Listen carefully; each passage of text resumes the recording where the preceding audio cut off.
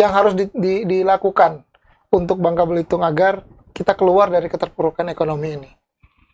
Keluar dari keterpurukan ekonomi. Saya tes Ibu Wagub jawab, Ibu. Ya. Apa yang harus dilakukan? Ini pertanyaan tajam nih, Bu. Ya, kalau yang saya tahu, pertama yang saya dengar dari Pak Gubernur kita, karena kan acuan pertamanya kan beliau. Saya akan selalu mendukung apa yang menjadi perintah dari beliau. Beliau akan membuka ruang untuk investasi. Dari investasi itu kemudahan-kemudahan seperti berbayar pajak, kemudahan-kemudahan untuk masangan iklan dan lain sebagainya. Itu akan beliau sudah, insya Allah sudah mahir di bidangnya seperti itu. Lalu di sektor-sektor lain beliau sudah punya pengalaman seperti tambak udang, beliau sudah untuk yang seperti pertambangan sudah paham. Kalau bicara tentang tata kelola, tata niaga, beliau juga sudah paham. Di situ itu masalah pendanaan semua, penerimaan dana, masalah sehingga kita untuk pembiayaan, untuk pendapatan dari sektor PAD yang selama ini kurun waktu yang saya lihat kurun waktu 10 tahun tidak terlalu bergeser jauh.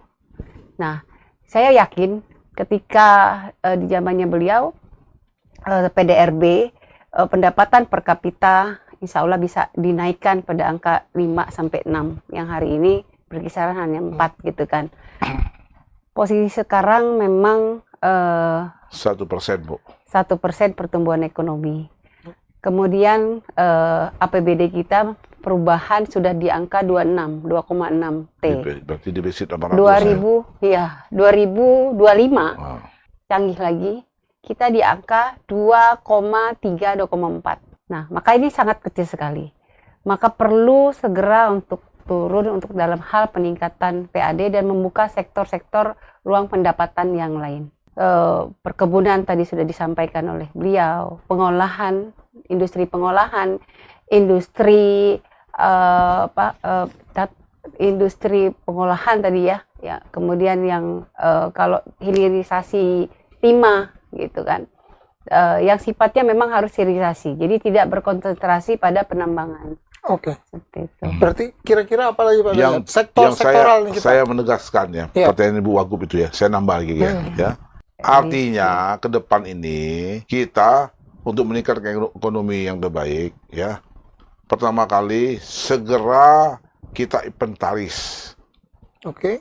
Kegagalan kita ini inventaris semua, Bu ya. Dari seluruh sektor inventaris, di mana kekurangan, di mana kelebihannya. Kedua, kita mencari SDM yang handal. Di mana-mana pun hebatnya dunia itu SDM. Nah, jadi nanti saya juga benar nggak ada lagi yang tata kelola pemerintah itu. Jadi memang kita kelola benar. Kita juga harus transparan dengan keuangan negara kita ada berapa. Jadi tiap 3 bulan, 6 bulan, Bangka Pos kontrak sama saya untuk mengumumkan seluruh biaya anggaran pemerintah ini kemana.